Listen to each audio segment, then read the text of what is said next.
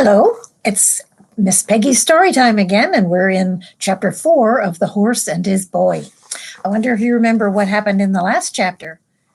Aravis and Shasta have had to put on rags. Well, I guess Shasta was already in rags and pretend that they're just raggedy beggars. And the horses, Quinn and Bree, have rolled in the mud and lowered their heads and dragged their feet so that they looked like workhorses and not the master war horse and prize mare that they were, so that they could sneak through the city of Tashbaan and get to the tombs on the other side where they were going to meet together, and then on to Narnia and the north. That was their plan. So here we have day 1 of their plan. Let's see how it goes. Chapter 4. Shasta falls in with the Narnians. At first, Shasta could see nothing in the valley below him but a sea of mist with a few domes and pinnacles rising from it. But as the light increased and the mist cleared away, he saw more and more. A broad river divided itself into 2, and on the island between them stood the city of Tashbaan, one of the wonders of the world. Round the very edge of the island, so that the water lapped against the very stone, ran high walls, strengthened with so many towers that Shasta soon gave up trying to count them. Inside the walls, the island rose up in a hill, and every bit of that hill, up to the Tisrock's palace and the great temple of Tash at the top, was completely covered with buildings. Terrace above terrace, street above street, zigzagging roads or huge flights of steps bordered with orange trees and lemon trees, roof gardens, balconies, deep archways, pillared colonnades, spires, battlements, minarets, and pinnacles. And when at last the sun rose out of the sea and the great silver-plated dome of the Temple of Tash flashed back its light, he was almost dazzled. Here's a picture of Tashbaan. Maybe you can see up at the very top there's a building that's got sort of a dome on it, and that would be the Temple of Tash. "Get on, Shasta," Bree kept saying. The riverbanks on either side of the valley were such a mass of gardens that they looked at first like a forest, until you looked closer and saw the white walls of innumerable houses peeping out from beneath the trees. Soon after that, Shasta noticed a delicious smell of flowers and fruit. About 15 minutes later, they were down among them, plodding on a level road with white walls on either side and trees bending over the walls. "I say," said Shasta in an awed voice, "this is a wonderful place." "I dare say," said Bree, "but I wish we were safely through it and out on the other side, Narnia and the north." At that moment, a low throbbing noise began, which gradually swelled louder and louder till the whole valley seemed to be swaying with it. It was a musical noise, but so strong and solemn as to be a little frightening. "That is the horns blowing for the city gates to be open," said Bree. "We'll be there in a minute. Now, Aravis, do droop your shoulders a bit and step heavier and try to look less like a princess.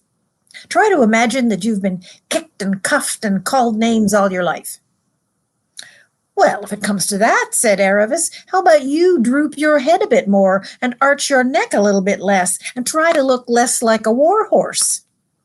"Hush," said Bree, "here we are." And they were.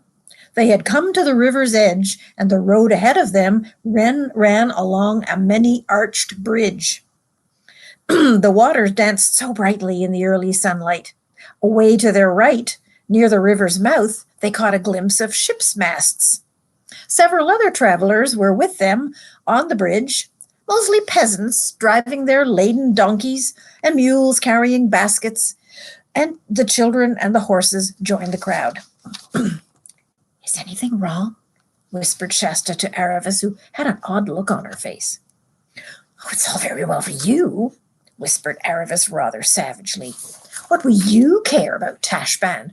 I ought to be riding on a litter," which is sort of like a big board, I guess you'd say, with handles at each end, poles sticking out of each end of it, and on it would be some heavy, thick quilted mattresses almost, or thick cushions that a royal princess or a royal prince would sit on, and the slaves would carry this litter on their shoulders, and so that the royal person sitting on it wouldn't have to walk.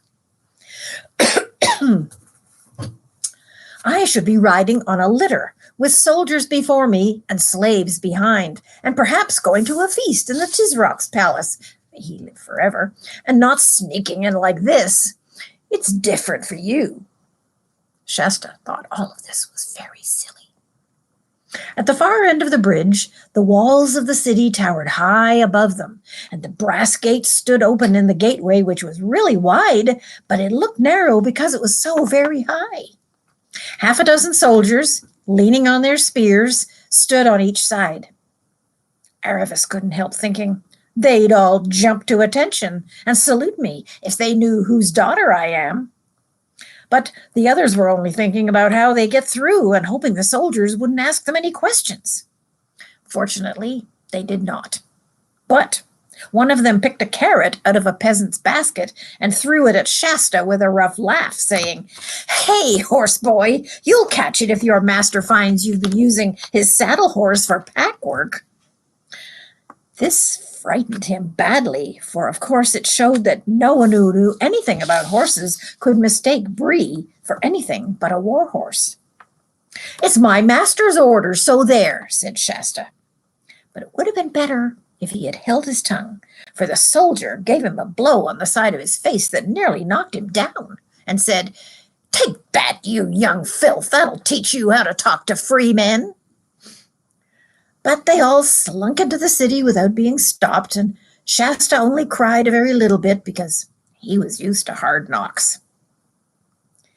Inside the gates, Tashbaan did not seem at first quite so splendid as it had looked from a distance. The first street was narrow, and there were hardly any windows in the wall on each side.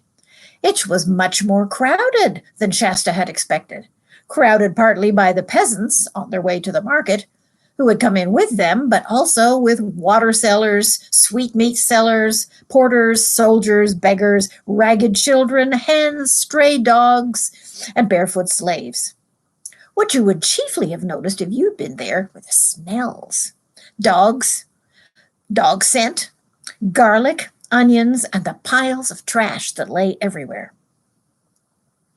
Shasta was pretending to lead, but of course it was really Bree who knew the way and kept guiding him by little nudges of his nose. They soon turned to the left and began going up a steep hill. It was much fresher and pleasanter, for the road was bordered by trees, and there were houses only on the right side. On the other side, they looked out over the roofs of the houses in the lower town, and they could see some way up the river. Then they went around a hairpin bend to their right and continued rising. They were zigzagging up to the center of Tashbaan. Soon they came to finer streets. Great statues of the gods and goddesses of Calormen, who were mostly impressive rather than agreeable to look at, rose up on shining pedestals. Palm trees and pillared arcades cast shadows over the burning pavement, and through the arched gateways of many a palace, Shasta caught sight of green branches, cool fountains, and smooth lawns. It must be nice in there, he thought. At every turn, Shasta hoped that they were getting out of the crowd, but they never did. This made their progress very slow, and every now and then they had to stop altogether. This usually happened because a loud voice would shout, make way for the Tarkhan," or "make way for the Tarkina," or "for the 15th Vizier," or "for the ambassador." And then everyone in the crowd would crush back against the walls, and above their heads Shasta would sometimes see the great lord or lady for whom all this fuss was being made, lolling on a litter with 4 or even 6 gigantic slaves carrying it on their bare shoulders.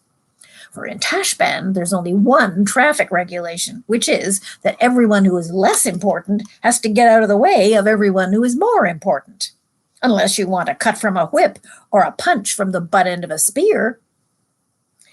It was in a splendid street near the very top of the city.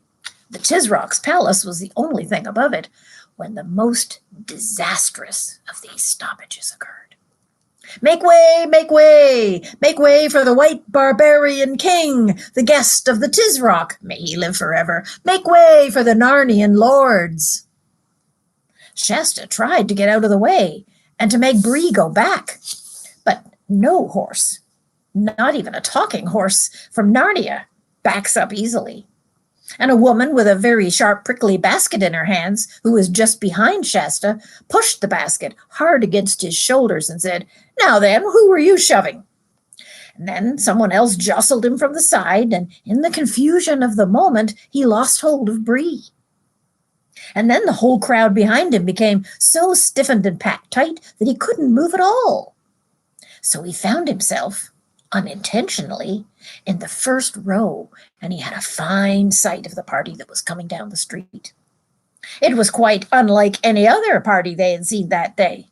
The crier who went before it was shouting, make way, and he was the only Calormene in it. And there was no litter. Everyone was on foot. There were about half a dozen men, and Shasta had never seen anyone like them before. For one thing, they were all as fair-skinned as himself, and most of them had fair hair. And they were not dressed like the men of Calormen. Most of them had legs bare to the knee. Their tunics were fine, bright, hardy colors, woodland green or yellow or fresh blue. And instead of turbans, they wore steel or silver caps, some of them set with jewels, and one with little wings on each side.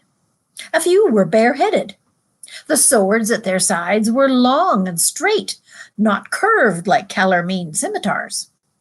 And instead of being grave and mysterious like most Calormenes, they walked with a swing and let their arms and shoulders go free. And they laughed and they chatted. One was whistling. You could see that they were quite ready to be friends with anyone who was friendly, and they didn't care a fig for anyone who wasn't. Shasta thought he had never seen anything so lovely in his life. But there was not time to enjoy it, for at once a dreadful thing happened. The leader of the fair-headed men suddenly pointed at Shasta and said, "There he is! There's our runaway!" and seized him by the shoulder. Next minute, he gave Shasta a smack. Not a cruel one to make you cry, but a sharp one to let you know you're in disgrace. And he added, "Shame on you, my lord, shame! Queen Susan's eyes are red with weeping because of you. What? Run away for a whole night? Where have you been?" Shasta would have darted under Bree's body and tried to make himself scarce in the crowd if he had had the chance, but the fair-headed men were all around him by now, and he was being held firm. Of course, his first impulse was to say that he was only poor Arshish the fisherman's son, and that a foreign lord must have mistaken him for someone else. But then the very last thing he wanted to do in that crowded place was to start explaining who he was and what he was doing. If he started on that, he would soon be asked where he got that horse from and who Aravis was, and then goodbye to any chance of getting through Tashbaan. His next impulse was to look to Bree for help. But Bree had no intention of letting anybody in that crowd know that he could talk. And so he stood looking just as stupid as a horse can. And as for Aravis, Shasta didn't even dare look at her for fear of drawing attention. And there was no time to think, for the leader of the Narnians said at once, "Take one of his little lordship's hands, Peridun, of your courtesy, and I'll take the other. And now, on. Our royal sister's mind will be greatly eased when she sees our young escapee safe in our lodging." And so, before they even were halfway through Tashbaan, all their plans were ruined. And without even a chance to say goodbye to the others, Shasta found himself being marched off among strangers and quite unable to guess what was going to happen next. The Narnian king, for Shasta began to see by the way the rest of them spoke to him that he must be a king, kept on asking him questions. Where he'd been, how he got out, what he'd done with all his nice clothes, And didn't he know that he'd been very naughty?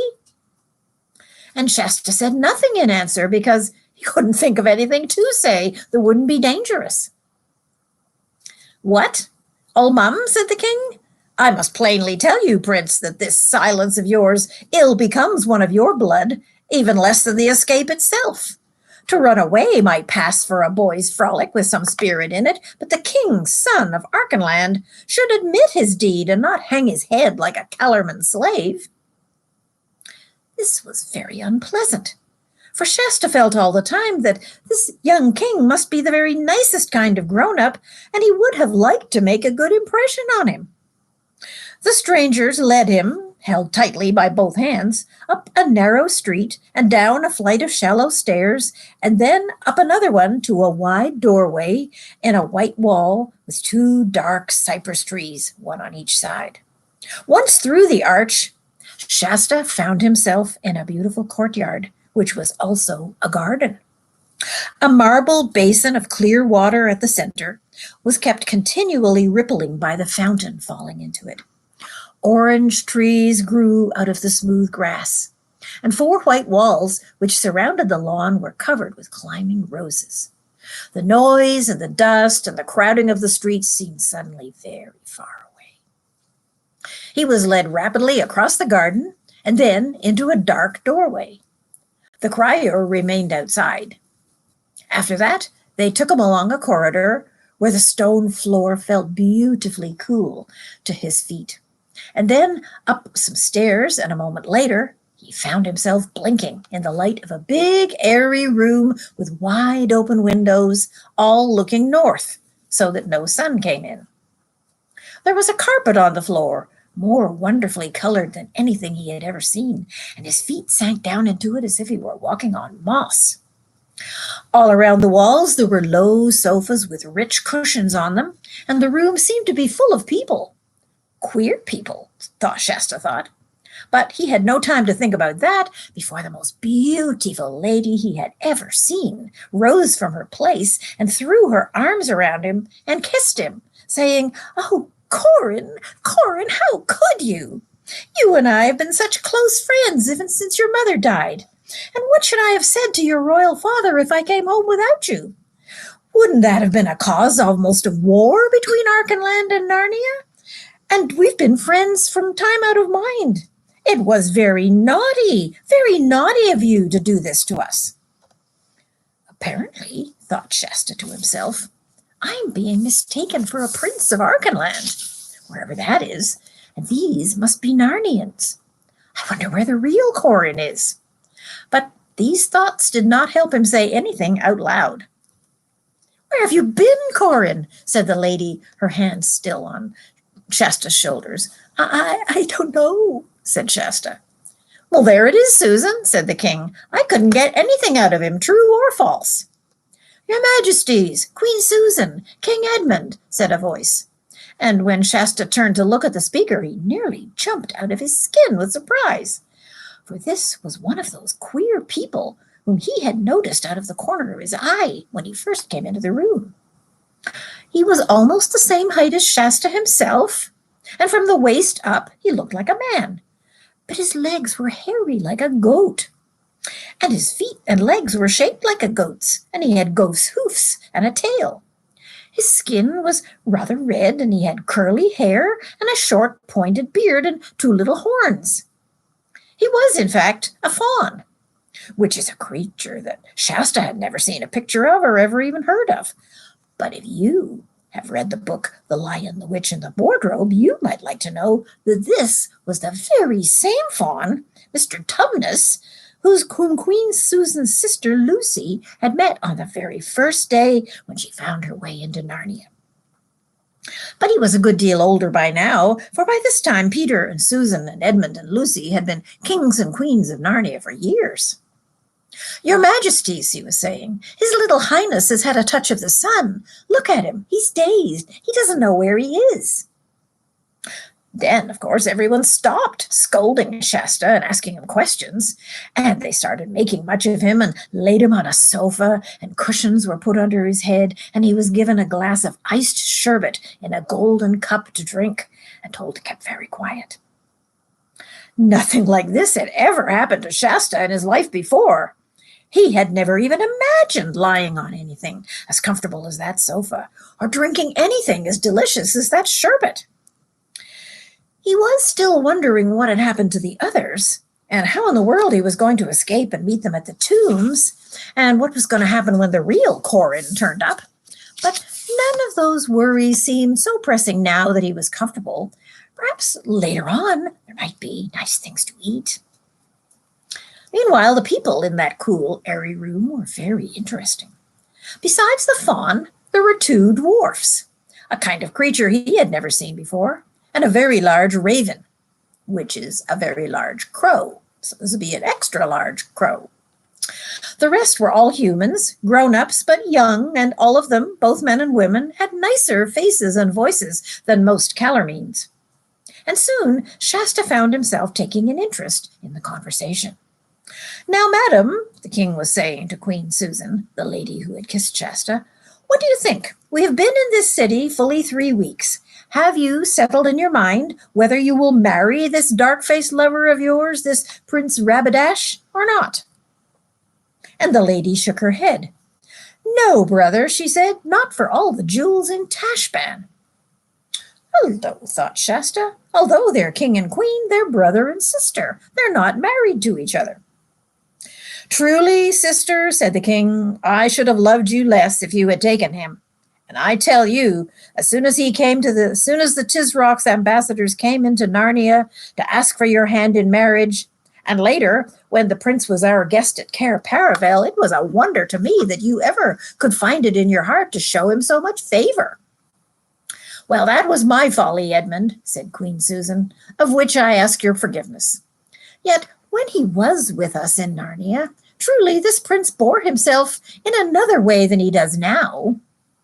For I call you all to witness what marvelous feats he did in that great tournament which our brother, the High King, made for him.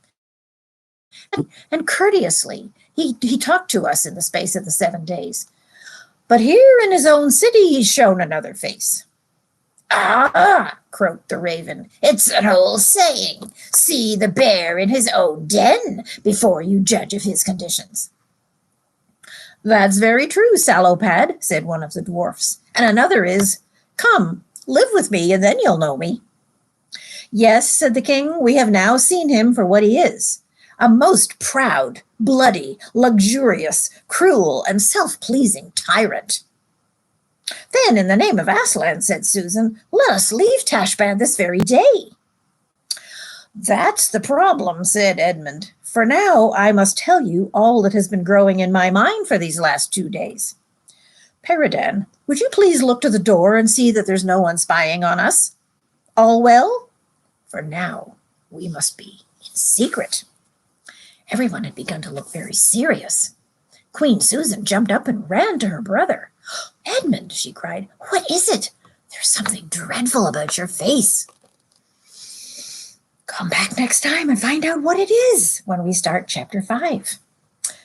Did you like that one? Ooh, it was exciting, wasn't it? Well, that's the end of chapter 4, and we'll see you again next time when we start Prince Corin. Whoa, this gets better and better, doesn't it? Bye for now, everybody.